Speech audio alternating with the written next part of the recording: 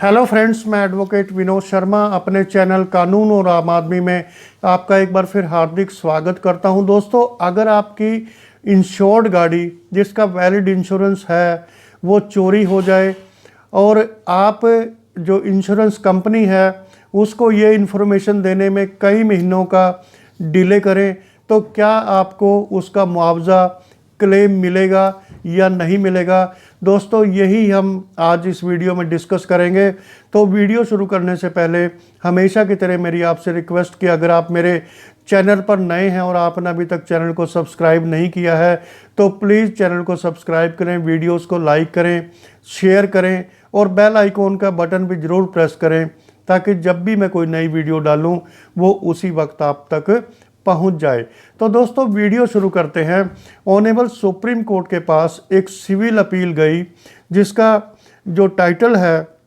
जैना construction company versus the oriental insurance company limited and another's, और जो appeal का नंबर है वो 1069/2022। दोस्तों, इसमें क्वेश्चन ये था कि जो गाड़ी के जो मालिक हैं उन्होंने गाड़ी के थेफ्ट के बारे में इंश्योरेंस कंपनी को कई महीनों के बाद सूचित किया, जिसकी वजह से इंश्योरेंस कंपनी ने इसे ग्राउंड बनाकर कोई भी क्लेम देने से मना कर दिया। तो दोस्तों, मैं पूरे फैक्ट्स आपके साथ शेयर करता हूं ताकि अगर आपके साथ भी इस तरह की कोई घटना होती है तो आप माननीय सुप्रीम कोर्ट की ये जजमेंट कोर्ट करके आप भी जो है क्लेम ले सकते हैं। तो दोस्तों, इसमें जो जैना कंस्ट्रक्शन कंपनी है उन्होंने एक ट्रक खरीदा, टाटा आईवा ट्रक। इसमें ये राजस्थान का नंबर इस पे है, जो रजिस्ट्रेशन नंबर है। ये उन्होंने 31 अक्टूबर 2007 को खरीदा, लेकिन उसके बाद ये ट्रक जो है कुछ मिसक्रिएंट्स थे, मतलब एंटी नेशनल जो एंटी सोशल एलिमेंट्स थे, उन्होंने इस ट्रक को लूट लिया और ये 4/11/2007 को, यानी कि 3-4 दिन के बाद ही ये ट्रक जो है रॉबर्स ने लूट लिया। और उसके बाद इसमें एफआईआर हुई 5/11/2007 को अंडर सेक्शन 395 ऑफ आईपीसी, यानी कि रॉबरी की इसमें एफआईआर दर्ज की गई। और पुलिस ने इसमें कई सारे अक्यूज्ड को पकड़ा, चालान पेश किया, यानी कि जो पूरी प्रोसीजर होती है पुलिस इन्वेस्टिगेशन की वो फॉलो की गई। चालान पेश किया गया, लेकिन ट्रक जो है वो ट्रेस नहीं हो पाया और उसके बाद पुलिस ने कैंसलेशन रिपोर्ट इसमें डाल दी कि ये जो थेफ्ट की गई आइटम है यानी कि ट्रक है वो ट्रेसेबल नहीं है। और इधर जो ट्रक का मालिक था उसने क्लेम के लिए इंश्योरेंस कंपनी को लिखा कि मुझे जो है मेरा वाहन चोरी हो गया, इसलिए मुझे इसका कॉम्पनसेशन दिया जाए, क्योंकि उसके पास वैलिड उसका जो है इंश्योरेंस था पॉलिसी का। तो उसके बाद जो इंश्योरेंस कंपनी है उन्होंने काफ़ी डिले किया रिप्लाई करने में, और इन द मीन टाइम जो कंप्लेनेंट है इसमें यानी कि ओनर है ट्रक का, उन्होंने डिस्ट्रिक्ट कंज्यूमर कमीशन में जो है एक कंप्लेंट डाल दी, गुड़गांव में एक कंप्लेंट डाली और क्लेम की जो है डिमांड की इंश्योरेंस कंपनी से। In the mean time insurance company का जवाब आया और उन्होंने क्लेम को रेपुडिएट किया कि देने से मना किया कि क्योंकि जो है ट्रक जो चोरी की सूचना है वो 5 महीने के डिले से इंश्योरेंस कंपनी को दी गई, इसलिए इस डिले के कारण कोई भी क्लेम जो है इंश्योरेंस का नहीं दिया जा सकता। और उसके बाद उन्होंने कोई भी क्लेम देने से मना कर दिया। जैसे डिस्ट्रिक्ट कंज्यूमर कमीशन में ये केस चला, उन्होंने जो है एक अवार्ड पास किया 17,05,865 रुपये का कंप्लेनेंट की फेवर में, और इसमें जो इंटरेस्ट था वो 6% पर एनम के हिसाब से देने का डायरेक्शन दिया। और जो फाइलिंग के समय से और जब तक ये अमाउंट कंप्लेनेंट को मिल नहीं जाता तब तक जो है ये 6% का जो इंटरेस्ट है वो ऐड करके देना पड़ेगा। उसके बाद aggrieved by this order of the district consumer commission, जो इंश्योरेंस कंपनी है वो स्टेट कमीशन में जाती है और उसके साथ साथ जो कंप्लेनेंट है वो भी state commission, Haryana state commission में जाते हैं जो पंचकूला में स्थित है। वहाँ पर जो कंप्लेनेंट है वो कंपनसेशन की एनहांसमेंट की डिमांड को लेकर जाते हैं, जबकि जो इंश्योरेंस कंपनी है वो इस क्लेम को रद्द करवाने के लिए स्टेट कंज्यूमर कमीशन में पहुंचती है। तो इसमें जो डिसीजन आया स्टेट कमीशन का, उन्होंने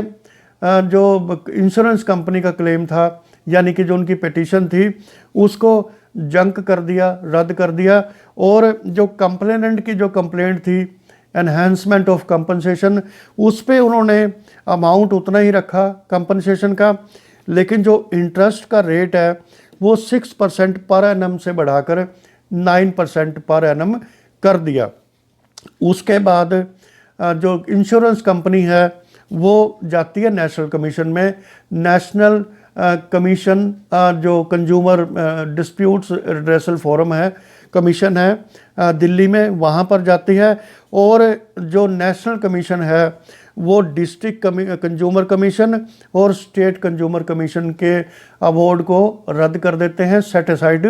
कर देते हैं। उसके बाद इस ऑर्डर से एग्रीव होकर जो जैना कंस्ट्रक्शन कंपनी है यानी कि जो व्हीकल के ओनर हैं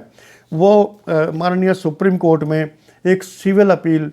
फाइल करते हैं, और इसमें जो माननीय सुप्रीम कोर्ट ने ऑब्जर्वेशंस दी हैं वो मैं आपके साथ शेयर करता हूं। माननीय सुप्रीम कोर्ट ने कहा है कि एफआईआर करने में कोई डिले नहीं हुई। जिस दिन चोरी हुई, ट्रक जो है लूटा गया, उससे अगले दिन कंप्लेनेंट ने एफआईआर दर्ज कर दी, इसलिए एफआईआर करने में कोई डिले नहीं हुई। अक्यूज्ड भी पकड़े गए पुलिस के द्वारा और चार्जशीट भी कोर्ट में पेश की गई, लेकिन जो ट्रक है या व्हीकल है जो स्टोलन, उसको रिकवर नहीं किया जा सका। इसलिए इंश्योरेंस कंपनी ये क्लेम को रेपुडिएट नहीं कर सकती, ये क्लेम देने से पल्ला नहीं झाड़ सकती, केवल इस बिना पे कि जो इंफॉर्मेशन है under condition 1 of any insurance policy जो इंश्योरेंस कंपनी को देनी होती है कि उसमें 5 महीने का डिले है। क्योंकि माननीय सुप्रीम कोर्ट ने कहा है कि क्योंकि ये एक जेन्युइन क्लेम था जिसमें अक्यूज पकड़े गए, चार्जशीट फाइल की गई और फिर कैंसिलेशन रिपोर्ट पुलिस ने फाइल की, ये जेन्युइन केस है। उसके बाद जो है जो इंश्योरेंस कंपनी है केवल इस ग्राउंड पे क्लेम को रेपुडिएट नहीं कर सकती कि आपने इन्फॉर्मेशन देने में 5 महीने का वक्त कैसे लगाया, क्यों लगाया। इसलिए माननीय सुप्रीम कोर्ट ने जो जजमेंट दी है वो लिखा है कि इन आर व्यू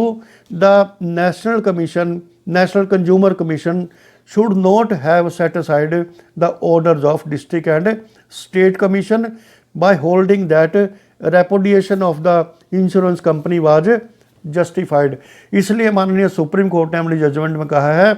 कि नेशनल कंज्यूमर कमीशन को स्टेट कमीशन और डिस्ट्रिक्ट कमीशन के ऑर्डर्स को सेट असाइड नहीं करना चाहिए था, जिसमें उन्होंने अपने ऑर्डर में ये कहा है कमीशन ने कि भाई अगर कंपनी इंश्योरेंस कंपनी डिले के ग्राउंड पे रेपुडिएट कर रही है क्लेम देने से तो वो जस्टिफाइड है। तो इसलिए माननीय सुप्रीम कोर्ट ने